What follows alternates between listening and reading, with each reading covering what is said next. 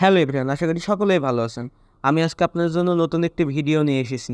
যে ভিডিওটির মাধ্যমে আমি আপনাদের জানাতে চলেছি জেভিএম আর্কিটেকচারের ইন্টারনাল বিষয়গুলো। তো চলুন ভিডিওটি শুরু করা যাক।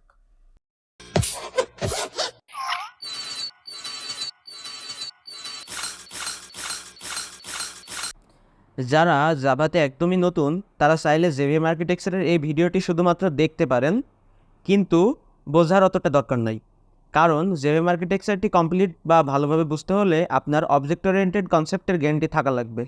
তাই আমি এই ভিডিওটিতে জেভিএম আর্কিটেকচারের বিষয়গুলো জাস্ট বলে যাচ্ছি, এবং যখন আমরা অবজেক্ট ওরিয়েন্টেড কনসেপ্টগুলো কমপ্লিট করে ফেলব তখন জেভিএম আর্কিটেকচার নিয়ে অ্যাডভান্স ভিডিও দেওয়ার চেষ্টা করব। আমরা যখন জাভা দিয়ে প্রোগ্রামিং করতে যাই তখন আমাদের ফাইলটির এক্সটেনশন হয় .জাভা। তারপর আমরা যখন এটিকে কম্পাইল করি তখন এটি বাইটকোডে রূপান্তরিত হয় এবং এর এক্সটেনশনটি হয় .ক্লাস। তারপর এটি জেভিএম আর্কিটেকচারের ভিতরে প্রবেশ করে। তো এবার আমরা চলে আসি আমাদের মূল টপিক জেভিএম আর্কিটেকচারের বিষয়াদি নিয়ে। জেভিএম আর্কিটেকচারের ভিতরে প্রধানত 3 ধরনের জিনিস দেখা যায়, সেগুলো হলো class loader, memory areas and execution engine. তো চলুন আমরা এখন এই প্রতিটি এলিমেন্ট মানে এই 3টি এলিমেন্টকে আরও জুম করে দেখি। তো প্রথমে আমরা তুলে নিই ক্লাস লোডারটিকে, কারণ আমাদের প্রোগ্রামটি যখন জেভিএম আর্কিটেকচারের ভিতরে ঢোকে তখন এটি ক্লাস লোডারের মাধ্যমেই তার কার্যক্রমটি শুরু করে থাকে।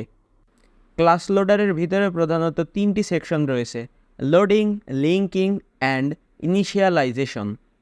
ক্লাস লোডারের এই লোডিং সেকশনটির ভিতরে আবার 4টি সেকশন রয়েছে, সেগুলো হলো bootstrap class loader, extension class loader, application class loader এবং ইউজার ডিফাইন ক্লাস লোডার, যেগুলোর মাধ্যমে কোডটি মেমোরি এরিয়াসের মধ্যে লোড হতে থাকে। এবার আমরা চলে এসেছি মেমোরি এরিয়াসে। মেমোরি এরিয়াসের মধ্যে আবার প্রধানত 5টি সেকশন রয়েছে, সেগুলো হলো method area, heap area, stack area, PC register এবং native method stack. Method area যেখানে ক্লাস লেভেলের ডেটা স্টোর হতে থাকে, মানে এখানে স্ট্যাটিক ডেটাগুলো সেভ হতে থাকে। হিপ এরিয়ার ভিতরে স্টোর হয় অবজেক্ট, অ্যারে, ইনস্ট্যান্ট ভেরিয়েবল। এই বিষয়গুলো নিয়ে চিন্তিত হওয়ার কোনো প্রয়োজন নাই। যখন আমরা অ্যারে, অবজেক্ট এবং ইনস্ট্যান্ট ভেরিয়েবল নিয়ে কার্যক্রম চালাবো তখন আমি এই বিষয়টি আপনাদের ভালো করে বুঝিয়ে দেওয়ার চেষ্টা করব। তারপর আমরা চলে আসি স্ট্যাক এরিয়া, যেখানে আমাদের এখন রানকৃত মেথড এবং লোকাল ভেরিয়েবলগুলো স্টোর হতে থাকে বা কার্যক্রম চালাতে থাকে। পিসি রেজিস্টার, যেটিতে আমাদের নেক্সট এক্সিকিউশন কোডের অ্যাড্রেসটি থাকে, মানে আমি বলতে চাচ্ছি আমাদের প্রোগ্রামটি রান হওয়ার সময় পরবর্তী যেই কার্যক্রমগুলো করবে একটি কাজ শেষ করার পর সেই পরবর্তী কাজের অ্যাড্রেসটি এখানে থাকে, যেটির মাধ্যমে আমাদের কম্পাইলারটি বুঝতে পারবে আমাকে পরবর্তীতে এই কাজটি করতে হবে। নেটিভ মেথড এরিয়া, আমাদের কোডটিতে যেই নেটিভ মেথডগুলো প্রয়োজন বা রান হচ্ছে সেই বিষয়গুলো এখানে স্টোর হতে থাকবে। এই 5টি সেকশনের মধ্যে মেথড এরিয়া, হিপ এরিয়া বা হিপ মেমোরি থ্রেড সেভ হয় না। অন্যদিকে স্ট্যাক এরিয়া, পিসি রেজিস্টার এবং নেটিভ মেথড এরিয়া এগুলো থ্রেড সেভ হয়। থ্রেড বিষয়টি আপনারা না বুঝতে পারলেও কোনো সমস্যা নাই, এটি আমি পরে আলোচনা করে আপনাদের বুঝিয়ে দেওয়ার চেষ্টা করব। এবার আমরা চলে আসি এক্সিকিউশন ইঞ্জিন, যেটির মধ্যে প্রধানত 2টা এলিমেন্ট থাকে, একটি হলো ইন্টারপ্রেটার এবং আরেকটি হলো জিট কম্পাইলার। আপনারা যদি আমাদের 3টি ভিডিও দেখে থাকেন তাহলে আপনারা দেখবেন জাভা এমন একটি ল্যাঙ্গুয়েজ যেখানে ইন্টারপ্রেটার এবং কম্পাইলার উভয়ই ইউজ হয়। সেই বিষয়টি আমি এখানে আপনাদের প্রমাণ করিয়ে দেখাবো।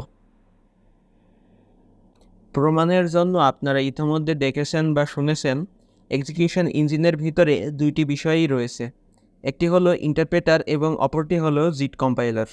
ইন্টারপ্রেটার যেটি প্রতিটি কোডকে লাইন বাই লাইন রিড করে এক্সিকিউট করতে থাকে, কিন্তু জিট কম্পাইলার ওই সকল মেথড বা ব্লক অফ কোডকে রিকগনাইজ করে থাকে যেগুলো বারবার রান হয়।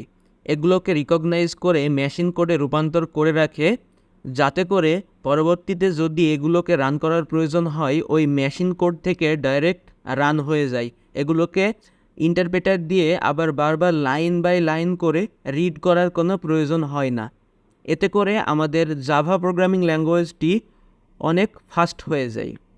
তারপরেও এক্সিকিউশন ইঞ্জিনে আরও সেকশন রয়েছে, যেগুলো হলো গার্বেজ কালেকশন, সিকিউরিটি ম্যানেজার, আরও অনেক কিছু।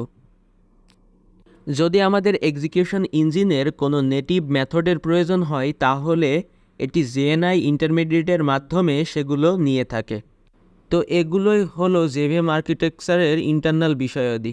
আমার মনে হয় আজকের ভিডিওটি আপনারা অতটা ভালো বুঝতে পারেননি, কারণ এখানে অনেক এলিমেন্ট ছিল যেগুলো আরও বিস্তর নলেজ আপনাদের প্রয়োজন যারা জাভা দিয়ে প্রথম প্রোগ্রামিং শুরু করতে চাচ্ছেন। আশা করি আপনারা যদি প্লেলিস্টটি দেখতে থাকেন এই বিষয়গুলো আমি ভবিষ্যতে ক্লিয়ার করিয়ে দেব, তখন আপনারা জেভিএম আর্কিটেকচারটিকে আরও ভালোভাবে বুঝতে পারবেন। আজকের ভিডিওটি এই পর্যন্তই। আসসালামু আলাইকুম।